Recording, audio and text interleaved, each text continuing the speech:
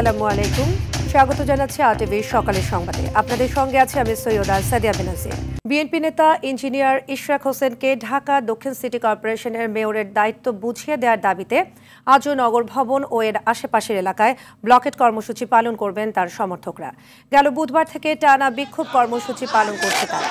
নগর ভবনের সব ফটকে তালা ঝুলিয়ে দেওয়ার সেবা কার্যক্রম ভেঙে পড়েছে। এতে ভোগান্তি পোহাতে হচ্ছে সেবা প্রত্যাশীদের। অন্যদিকে ইশরাক হোসেনকে মেয়র হিসেবে শপথ না পড়ানোর নির্দেশনা চেয়ে উচ্চ আদালতে দায়ের করা রিট আবেদনের উপর শুনানি হবে আজ। আদালতে রিটের পক্ষে শুনানি করবেন আইনজীবী মোহাম্মদ হোসেন।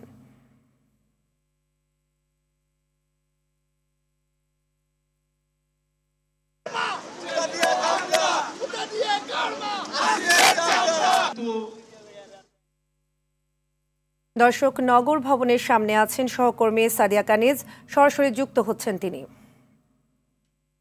সাদিয়া, ব্লকেট কর্মসূচি কখন নাগাদ শুরু হতে পারে? ইশরাক সমর্থকরা কি জড়ো হতে শুরু করেছেন কিনা এ নিয়ে কি তথ্য আছে আপনার কাছে? সার্বিক পরিস্থিতি জানাবেন।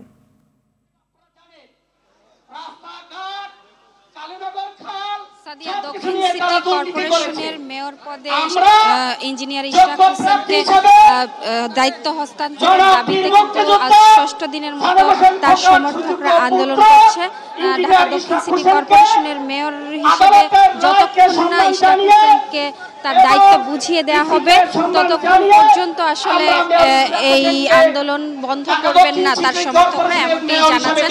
আজ সকাল থেকে কিন্তু তারা সকাল 8টার পর থেকে তারা জড়ো হতে শুরু করেছেন এবং 10টা থেকে আসলে ব্লকেট কর্মসূচি পালন করবেন এই সমর্থকরা। তো এখন পর্যন্ত কিন্তু তাদের বিভিন্ন রকমের স্লোগান দিচ্ছেন এবং আন্দোলন কিন্তু শুরু হয়েছে এরই মধ্যে। তবে আপনাকে জানিয়ে রাখি যে গত বৃহস্পতিবার থেকে আসলে এই দাবিতে তারা আন্দোলন করছিল এবং গতকাল থেকে ব্লকেট কর্মসূচি পালন করছে। আজও কিন্তু সেই কর্মসূচি আসলে চলছে এবং যেহেতু সরকারের পক্ষ থেকে তারা কোনো সদুত্তর পাচ্ছে না, সেই কারণে কিন্তু এখানে সমর্থকরা বলছেন যে তাদের সেবা ব্যাহত হচ্ছে, সেই কারণেই আসলে তারা মেয়র হিসেবে ইশরাক হোসেনকে চান। আপনাকে একটু বিষয় জানিয়ে রাখি যে গত মার্চ মাসে আসলে আদালত রায় দেওয়ার পরে কিন্তু নির্বাচন কমিশনও গেজেট প্রকাশ করে ইশরাক হোসেনকে মেয়র হিসেবে ঘোষণা করে।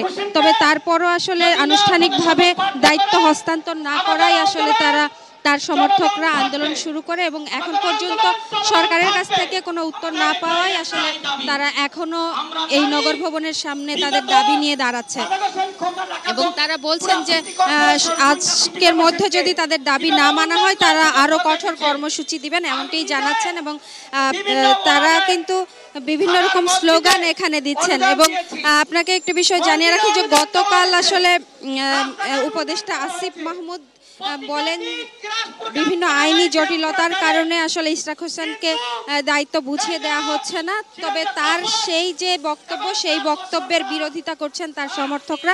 তারা কিন্তু বলছেন যে এখানে অনেক মিথ্যাচার করা হচ্ছে, সরকার এই যৌক্তিক দাবি যেন মেনে নেয় সেই দাবি আসলে বারবার জানাচ্ছেন এবং তারা বলছেন যে একজন মেয়র যদি পদে আসে এই দক্ষিণ সিটি কর্পোরেশনে, তাদের যে চাওয়া সেই মেয়র আসলে তারা যথাযথ সেবা পাবে এবং তাদের সেবা যেন যথাযথ পায়, সেই কারণেই কিন্তু তারা একজন মেয়র হিসেবে চাচ্ছেন এখানে। তো সাদিয়া, এই ছিল নগর ভবনের সামনে থেকে আমার কাছে সর্বশেষ। ধন্যবাদ আপনাকে। আওয়ামী লীগ নেতাকর্মীদের হাতে থাকা লাইসেন্সকৃত ৬,২০৪টি অস্ত্র এখনও জমা পড়েনি। এসব অস্ত্র দিয়ে সরকার বিরোধী অপকর্মের শঙ্কাও রয়েছে। স্বরাষ্ট্র উপদেষ্টা জানান, আশানুরূপ অস্ত্র সরকারের কোষাগারে জমা হয়নি। মানবাধিকার কর্মী নূর খানের মতে, ঢালাওভাবে লাইসেন্স দেয়া এসব অস্ত্র সমাজের জন্য মারাত্মক ঝুঁকির। নিরাপত্তা বিশ্লেষক আব্দুল হক মনে করেন, সুযোগ পেলেই এসব অস্ত্র নিয়ে অপকর্মে ব্যবহার হতে পারে। অস্ত্র নিয়ে দীপন দেওয়ানের ধারাবাহিক প্রতিবেদনের আজ দেখুন প্রথম পর্ব।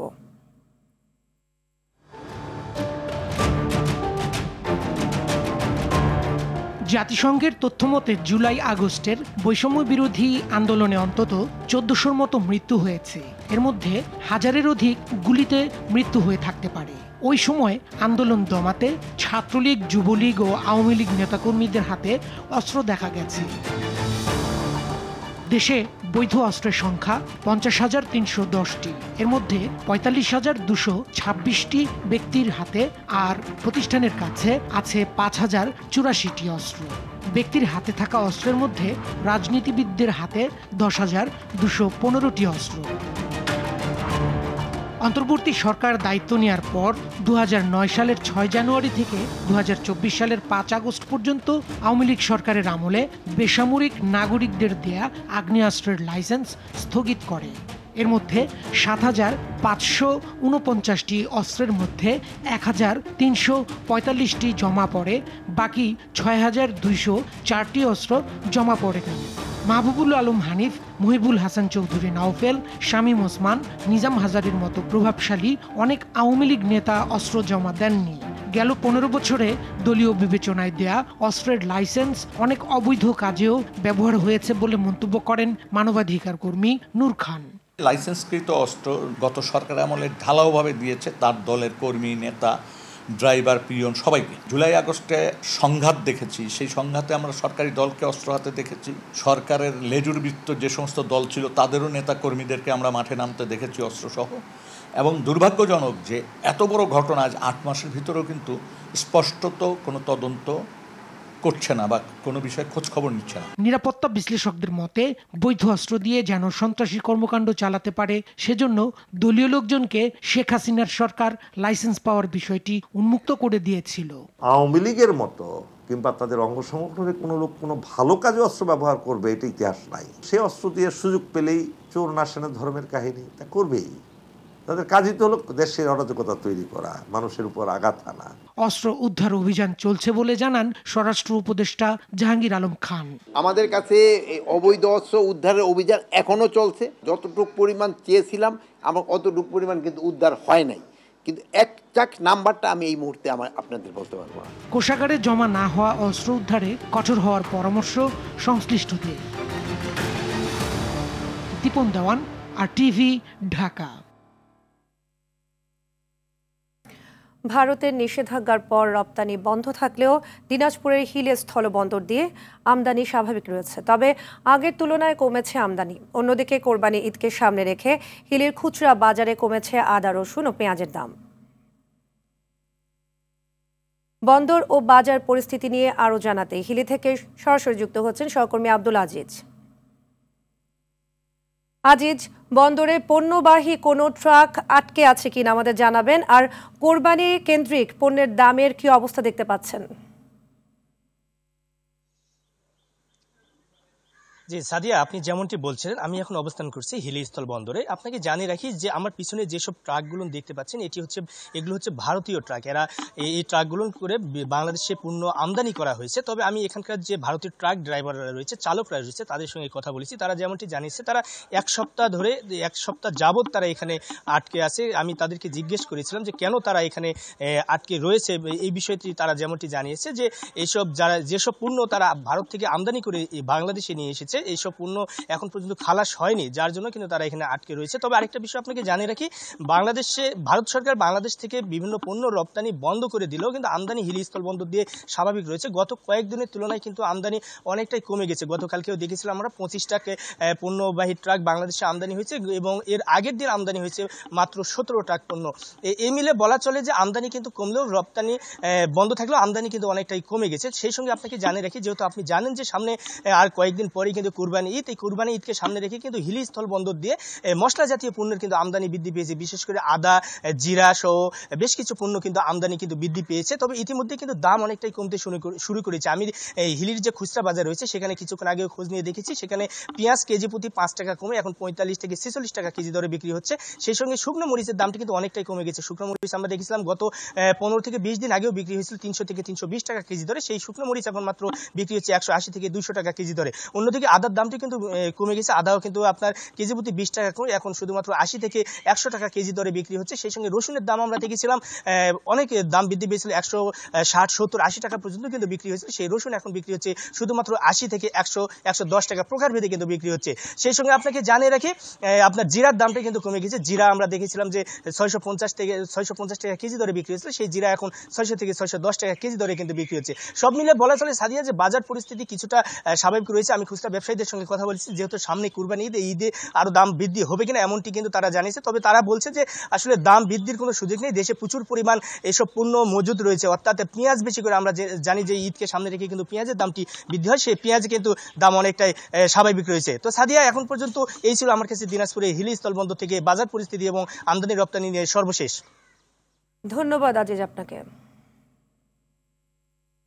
ভারতের মেঘালয় ও আসামে ভারী বর্ষণের ফলে শেরপুরের নদ নদীর পানি দ্রুত বাড়ছে। এছাড়া গত 3 দিন জেলার বিভিন্ন স্থানে থেমে থেমে ভারী বৃষ্টিপাতের কারণে কয়েকটি নদীর পানি বিপদসীমা ছুঁই ছুঁই করছে। এ অবস্থায় বন্যার শঙ্কায় রয়েছেন এলাকাবাসী। সোমেশ্বরী নদীর পানি বেড়ে চাপাতলি সেতু এলাকার নিম্নাঞ্চলে প্রবেশ করেছে। এতে আশেপাশের কয়েকটি দোকান ক্ষতিগ্রস্ত হয়েছে।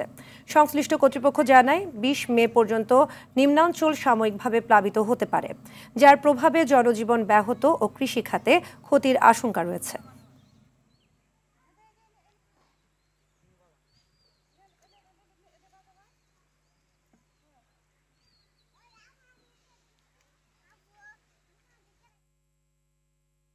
পানি বাড়ার বিষয়ে শেরপুর থেকে জানাবেন সহকর্মী মুগনিউর রহমান মুনির। গত কয়েকদিনের অবিরাম বর্ষণ এবং উজান থেকে নেমে আসা পাহাড়ি ঢলের কারণে শেরপুর জেলার শ্রীবর্দী, ঝিনাইগাতি ও নালিতাবাড়ি উপজেলার মহারশী, সোমেশ্বরী, চেল্লাখালী এবং ভোগাই নদীর পানি বৃদ্ধি অব্যাহত রয়েছে। তবে তা এখনও বিপদসীমার নিচ দিয়ে প্রবাহিত হয়েছে। পানি উন্নয়ন বোর্ডের সঙ্গে কথা বলে জানা গেছে, তারা বলেছেন যে এই পানি উজানে যদি বর্ষণ অব্যাহত থাকে তবে যে কোনো মুহূর্তে শেরপুর জেলায় বন্যা দেখা দিতে পারে। তবে কৃষি বিভাগের সঙ্গে কথা বলেছি, তারা বলেছেন যে এই মুহূর্তে শেরপুর জেলার 90 থেকে 95% ক্ষেতের ফসল কাটা হয়ে গেছে এবং এই ফসল কৃষক তার ঘরে তুলেছেন। জেলা প্রশাসনের সঙ্গে কথা হয়েছে, জেলা প্রশাসন জানিয়েছেন যে আকস্মিক বন্যা মোকাবেলায় সব ধরনের প্রস্তুতি তারা সম্পন্ন করেছেন। তারা মাইকিং করছেন এবং কৃষক ও নিম্নাঞ্চলের মানুষদের সতর্ক বার্তার জন্য তারা মাইকিং করে চলেছেন। এই ছিল আমার কাছে পাহাড়ি ঢলের সর্বশেষ তথ্য। এতক্ষণ শেরপুর থেকে জানাচ্ছিলেন সহকর্মী মুগনিউর রহমান মুনির। কোরবানির সামনে রেখে মধ্যবিত্তের কথা চিন্তায় রেখে 65,000 টাকা থেকে 2 লাখ টাকার গরু প্রস্তুত করেছে দুধে বাড়ি এগ্রো ফার্ম। খামারটিতে পাওয়া যাচ্ছে দেশি জাতের ছোট সাইজের গরু। আর প্রয়াস এগ্রোতে সব ধরনের ক্রেতার কথা মাথায় রেখে বড় ছোট সব ধরনের পশুই প্রস্তুত করা হয়েছে। কোরবানির পশুর প্রস্তুতি নিয়ে সাকিবুর রহমানের ধারাবাহিকের শেষ পর্ব আজ। ছবি তুলেছেন নাজমুল হোসেন সাইমন। কুরবানির ঈদে মধ্যবিত্তের চাহিদায় থাকে ছোট সাইজের গরু, বিশেষ করে যারা একা কুরবানি দেয় তাদের পছন্দ এমন গরু। আর তাদের কথা চিন্তায় পশু প্রস্তুত করেছে দুধে বাড়ি এগ্রো ফার্ম। 65,000 থেকে শুরু করে 2 লাখ টাকায় এই খামারে মিলবে দেশি গরু। ছোট সাইজের গরু দরদাম আর 250 কেজি ওজনের পশু বিক্রি হচ্ছে কেজিতে। 1 লাখের নিচের গরুর সংখ্যা আমাদের বেশি, মানে 1.5 লাখ, 1,20,000, 65 প্রচুর গরু আছে আমাদের। অলরেডি 250 গরুর প্রজেক্ট, এর মধ্যে 50% বিক্রি কমপ্লিট। 250 কেজির উপর থেকে 400 কেজি পর্যন্ত আমরা লাইভ ওয়েটে দিচ্ছি, আর 250 কেজির নিচেরগুলো আমরা ঠিকাতে দিচ্ছি। সাভারের প্রয়াস এগ্রো, যেখানে সব ক্রেতার কথা মাথায় রেখে প্রস্তুত হয়েছে কুরবানির পশু। ছোট সাইজের গরু থেকে 1 টন সব ধরনের পশুই বিক্রি হচ্ছে খামারটিতে। পরিবারের সদস্যদের নিয়ে খামারে এসে পছন্দের কুরবানি কিনছে অনেকেই। খামারে আগে ভাগে কিনে সেখানে লালন পালনের সুবিধার জন্য জনপ্রিয় হয়ে উঠছে বলে জানান ক্রেতারা। খামার থেকে নিতে একবারে জিনিসটা আমাকে দিতে হয় না পেমেন্টটা, তো যার কারণে আমাকে ওই ইনস্টলমেন্টের মতো আমি আস্তে আস্তে দিতে পারি। দাম দর আমি ভালো মনে করতেছি যে কুরবানি দিব, দাম একটু বেশি থাক, কিন্তু গরুটা আমার ভালো লাগছে। ফার্মটা অনেক সুন্দর, সব গরু ভালোভাবে দেখলাম, এই গরুটা অনেক পছন্দ হয়েছে। 80,000 থেকে শুরু করে 10 লাখ টাকার মধ্যে বিভিন্ন জাতের গরু এবারের কুরবানির জন্য বিক্রি করার কথা জানান খামারি। গরুর কালেকশন আছে 300 কিছুটা কম। আলহামদুলিল্লাহ আমাদের বেচা কেনা এক্সপেকটেশন অনুযায়ী আলহামদুলিল্লাহ ভালো। হাটের মতো করে এসে দাম করে গরু দেখে তারপর ওনাদের দামটা ফিক্সড করে। এই দামটা ফিক্সড হয় হচ্ছে একদম বাসা পর্যন্ত, ওনাদের বাসায় পৌঁছানো পর্যন্ত। খামারে বেচা বিক্রি শুরু হলেও এখনো হাটে পশু বিক্রি শুরু হয়নি। ঈদের আগের 5 দিন হাটে পশু বিক্রির অনুমতি দিয়েছে ঢাকার 2 city corporation. Sakibur Rahman, RTV, Dhaka. কোরবানির ঈদকে সামনে রেখে গবাদি পশুর শেষ মুহূর্তের পরিচর্যায় ব্যস্ত সময় পার করছেন নরসিংদীর খামারিরা। সম্পূর্ণ দেশীয় পদ্ধতিতে প্রাকৃতিক খাদ্য খাইয়ে পশু মোটা তাজা করার দাবি তাদের। ক্রেতাদের আকৃষ্ট করতে দিচ্ছেন আকর্ষণীয় নানা ঘোষণাও। চাহিদা থাকায় খামার থেকে বিক্রি হচ্ছে বেশিরভাগ গরু। নরসিংদী থেকে নূরে আলম রনির তথ্যচিত্রে বিস্তারিত জানাচ্ছেন আব্দুল হামিদ।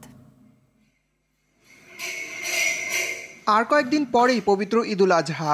কুরবানির জন্য সুস্থ ও সুন্দর পশুর নিশ্চয়তা, উন্নত পরিবেশ আর নানা সুযোগ সুবিধার জানান দিয়ে ক্রেতাদের দৃষ্টি আকর্ষণে ব্যস্ত নরসিংদীর খামারিরা। খামারিদের দাবি মোটা তাজা করতে গরুকে খাওয়ানো হচ্ছে কাঁচা ঘাস, খড়, খোল, ভুসি সহ দেশীয় খাবার। আমরা 210টি গরু প্রস্তুত করেছি এবং ঢাকার ভিতরে আমরা হোম ডেলিভারি দিয়ে থাকি। ন্যাচারালভাবেই আমরা সারা বছর গরু লালন পালন করি। প্রতি বছর যারা আমাদের কাছে গরু ক্রয় করছে ওনারা আসতেছে, নতুন গ্রাহকও আসতেছে, দেখতেছে এবং পছন্দ অনুযায়ী নিয়ে যাচ্ছে। হাটে গিয়ে গরু কেনার ঝামেলা এড়াতে অনেক ক্রেতাই পছন্দের গরু কিনছেন বিভিন্ন খামার থেকে। আলহামদুলিল্লাহ আমরা আরো 3.5 মাস আগে গরু বুকিং করে গিয়েছি। মাশাআল্লাহ এখন খুবই চেঞ্জ হয়েছে। খুব সহজে আপনার কোনো ময়লা নাই সহজে এখান থেকে কেনা যায়। আলহামদুলিল্লাহ তাদের মান ভালো এবং তাদের সার্ভিসও খুব ভালো। অসাধু খামারিদের পর্যবেক্ষণের পাশাপাশি প্রকৃত খামারিদের সব ধরনের সহযোগিতা দেওয়া হচ্ছে বলে জানান জেলা প্রাণী সম্পদ কর্মকর্তা ডাক্তার সাইফুল ইসলাম। সবাই জানেন যে কুরবানি ঈদকে সামনে রেখে গরুকে ক্ষতিকর হরমোন বা আদার্স এরকম ওষুধপত্র খাইয়ে তারা মোটা তাজা করার চেষ্টা করে। আমরা যেন এই সমস্ত কর্মকাণ্ড না করতে পারি সেই লক্ষ্যে আমাদের উপজেলা প্রশাসন, জেলা প্রশাসনের সহযোগিতায় কিন্তু আমরা এই কর্মকাণ্ডগুলো চালিয়ে যাই, যাতে করে তারা এই সমস্ত খাবার থেকে তারা বিরত রাখে। এবছর নরসিংদীতে 8,849 জন খামারির তত্ত্বাবধানে 95,136টি পশু কোরবানির ঈদের জন্য প্রস্তুত রয়েছে। জেলার চাহিদা পূরণ করে বাকি পশু পাঠানো হবে ঢাকা, চট্টগ্রাম সহ আশপাশের জেলাগুলোতেও। আব্দুল হামিদ, RTV। অনিয়ম ও দুর্নীতির আখড়ায় পরিণত হয়েছে টাঙ্গাইলের ঘাটাইল উপজেলা স্বাস্থ্য কমপ্লেক্স। নিয়মিত হাসপাতালে আসেন না ডাক্তার, নার্স ও কর্মকর্তারা। অভিযোগ আছে হাসপাতালে নয় ব্যক্তিগত চেম্বারকে প্রাধান্য দেন ডাক্তাররা। এতে চরম ভোগান্তিতে পড়েন সেবা নিতে আসা রোগীরা। তবে অনিয়ম নয়, জনবল সংকটই এর কারণ বলে দাবি উপজেলা স্বাস্থ্য ও পরিবার পরিকল্পনা কর্মকর্তার। টাঙ্গাইল থেকে কামাল হোসেনের পাঠানো তথ্যচিত্রে বিস্তারিত জানাচ্ছেন আব্দুল হামিদ। সকাল 8টায় টিকিট প্রদানের মাধ্যমে রোগী দেখার কার্যক্রম শুরুর নিয়ম টাঙ্গাইলের ঘাটাইল উপজেলা স্বাস্থ্য কমপ্লেক্সে। তবে বেলা 9:30 বাজলেও দেখা মেলে না অধিকাংশ ডাক্তার ও কর্মকর্তার। দূর দূরান্ত থেকে আসা রোগীদের তাই লম্বা লাইন দিয়ে দাঁড়িয়ে থাকতে হয় ডাক্তারের কক্ষের সামনে। অভিযোগ আছে কেউ প্রতিবাদ করলে অসৎ আচরণ করেন কর্মচারীরা। ডাক্তার আসে 9টার পরে, আইসা টিকিটের এখানে দাঁড়ায় থাকতে হয় অনেকক্ষণ। টিকিট আলা আসে হচ্ছে 9:30টার দিকে। কি ডাক্তার মহিলা যে আছে ওরা বেশি গাফিলতি করে, দাঁড়ায় থাইকাও সিরিয়ালে থাইকাও আমরা যাইগে পাই না ডাক্তার, এবং 3 দিন 4 দিন ঘুরে আসা ওই আলটাটা আমরা পাই না। আমি সকালে 8টায় আসছি, আইসা হেরা সিরিয়ালে দাঁড়ায় রয়েছি, ডাক্তার আসে নাই। আমাদের এইভাবে হয়রানি হতে হয়। এখন তো 10টা বাজে আর ডাক্তার আসে নাই, ছিটকারি লাগানো।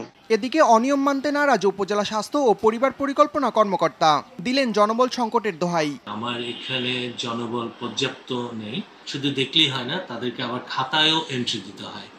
এই দীর্ঘক্ষণ এই সময়টা লাগার জন্য রোগীরা হয়তো ভোগান্তিতে পড়ে। দুই একদিন লেটে উপস্থিত হয়, প্লাস আমাকে ইনফর্ম করে, সেই অনুযায়ী আমরা ব্যবস্থা নিই।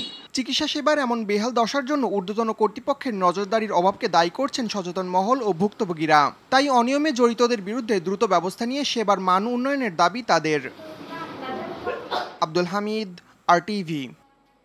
গেল রাতে রাজধানীর ভাসানটেক নতুন বস্তিতে আগুনে ক্ষতিগ্রস্তদের মাঝে বিএনপির ভারপ্রাপ্ত চেয়ারম্যান তারেক রহমানের নির্দেশে খাবার বিতরণ করা হয়েছে। রাতেই দলের পক্ষ থেকে খাবার বিতরণ করেন মহানগর উত্তর যুব দলের সদস্য সচিব সাজ্জাদুল মিরাজ। এ সময় ক্ষতিগ্রস্তদের পুনর্বাসন সহ সার্বিক সহযোগিতার আশ্বাস দেওয়া হয়। ফায়ার সার্ভিসের 5টি ইউনিট প্রায় 2 ঘন্টার চেষ্টায় আগুন নিয়ন্ত্রণে আনে।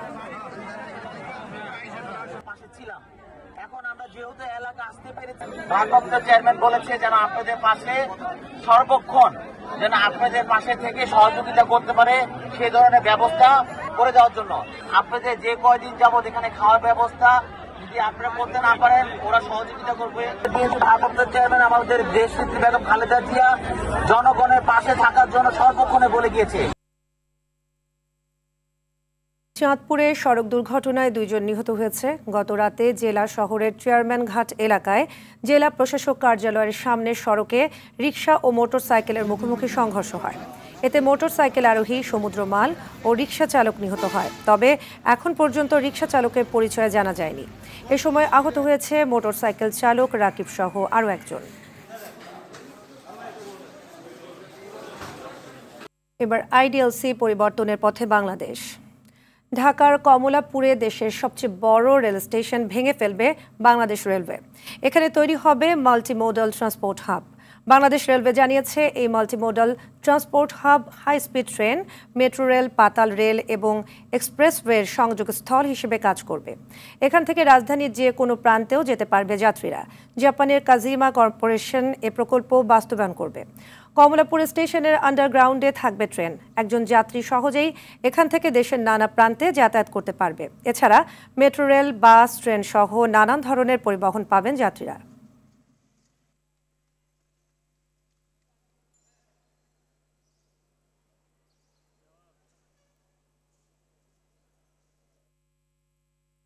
এবার আন্তর্জাতিক সংবাদ। যুদ্ধবিরতি ও শান্তি চুক্তির লক্ষ্যে অবিলম্বে রাশিয়া ও ইউক্রেন আলোচনায় বসতে যাচ্ছে। রাশিয়ার প্রেসিডেন্ট ভ্লাদিমির পুতিনের সঙ্গে 2 ঘন্টার ফোন আলাপের পর এক বিবৃতিতে এই ঘোষণা দিয়েছেন মার্কিন প্রেসিডেন্ট ডোনাল্ড ট্রাম্প। ট্রাম্প জানান, পুতিনের সঙ্গে আলোচনা খুব ভালো হয়েছে এবং শান্তি প্রতিষ্ঠার শর্তগুলো 2 দেশের মধ্যে আলোচনার মাধ্যমে ঠিক হবে। এদিকে রাশিয়ার প্রেসিডেন্ট ভ্লাদিমির পুতিন জানিয়েছেন, ইউক্রেনের সঙ্গে একটি সম্ভাব্য শান্তি সমঝোতা নিয়ে আলোচনায় প্রস্তুত তিনি। অন্যদিকে ইউক্রেনের প্রেসিডেন্ট ভলোদিমির জেলেনস্কি বিষয়টিকে একটি গুরুত্বপূর্ণ মোড় বলে উল্লেখ করে যুক্তরাষ্ট্রকে আলোচনায় সক্রিয় থাকার আহ্বান জানান। ইসরায়েলি হামলায় গাজায় নিহত হয়েছে আরও অন্তত 43 ফিলিস্তিনি। সংবাদ মাধ্যম আল জাজিরা বলছে, দক্ষিণাঞ্চলীয় শহর খান ইউনিস থেকে ফিলিস্তিনিদের পালিয়ে যাওয়ার নির্দেশ দেওয়ার পর মধ্যরাত থেকে সেখানে ব্যাপক বোমাবর্ষণ করেছে ইসরায়েলি বাহিনী।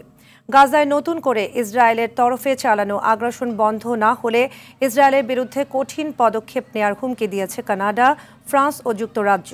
এদিকে অবরুদ্ধ গাজা উপত্যকার বাসিন্দাদের দুর্ভিক্ষের বিপর্যয় থেকে বাঁচাতে সেখানে অবিলম্বে ত্রাণ পাঠানোর অনুমতি দেওয়ার দাবি জানিয়েছে অস্ট্রেলিয়া সহ আরও 22 দেশ।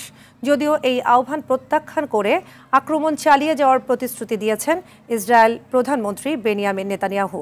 এ সময় পুরো গাজার নিয়ন্ত্রণ নেয়ার ইসরায়েলি পরিকল্পনার কথা জানান তিনি। এদিকে ইসরায়েলের হাইফা বন্দরকে লক্ষ্যবস্তু করার হুঁশিয়ারি দিয়েছে ইয়েমেনের বিদ্রোহী গোষ্ঠী হুতি। ফিলিস্তিনের অবরুদ্ধ গাজা উপত্যকায় ইসরায়েলি ক্রমবর্ধমান আগ্রাসনের জবাবেই এই পদক্ষেপ নেওয়া হবে বলে জানিয়েছে গোষ্ঠীটি। ইসরায়েলের হাইফা বন্দরের নৌ কার্যক্রম অবরোধে কাজ শুরু করার কথা জানিয়েছেন হুতির সামরিক শাখার মুখপাত্র ইয়াহিয়া সারি।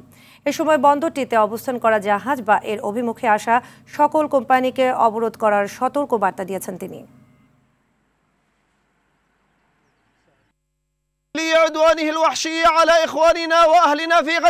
গাজার জনগণের বিরুদ্ধে গাজায় ইসরায়েলের বর্বর আগ্রাসন এবং অবরোধ প্রত্যাহারের অস্বীকৃতি জানানোর প্রতিক্রিয়া স্বরূপ আল্লাহর উপর ভরসা রেখে এবং আল্লাহর দেখানো পথ অনুসরণ করে আমরা হাইফা বন্দরের নৌ অবরোধ কার্যকরের জন্য যথাযথ নির্দেশ বাস্তবায়নের সিদ্ধান্ত নিয়েছি। পাকিস্তান সুপার লিগে লাহোর কালান্দার্সে হয়ে খেলতে যাচ্ছেন মেহেদী হাসান মিরাজ। বিসিবির পক্ষ থেকে তার অনাপত্তিপত্র পাওয়ার খবরটি জানিয়েছেন ক্রিকেট পরিচালনা বিভাগের ব্যবস্থাপক শাহরিয়ার নাফিস। এতে এপ্রিলে আইসিসি ম্যাচ সেরা খেলোয়াড়ের পুরস্কার জেতা মিরাজ প্রথমবারের মতো দেশের বাইরের কোনো ফ্র্যাঞ্চাইজি লিগে খেলার অনুমতি পেলেন। এদিকে লাহোর কালান্দার্সে খেলছেন দেশের ক্রিকেটের পোস্টার বয় সাকিব আল হাসান। এর আগে এ মাসের প্রথম দিকে ভারত পাকিস্তান পাল্টাপাল্টি হামলার মধ্যে পিএসএল স্থগিত হয়ে যাওয়ার আগে লাহোরে খেলেছিলেন বাংলাদেশের আরেক ক্রিকেটার রিশাদ হোসেন। এছাড়া পেশোয়ার জালমিতে ছিলেন নাহিদ রানা। সকালের সংবাদ এ পর্যন্তই। মধ্যাহ্নের সংবাদ দুপুর 12টায় দেখার আমন্ত্রণ রইল। ধন্যবাদ সবাইকে।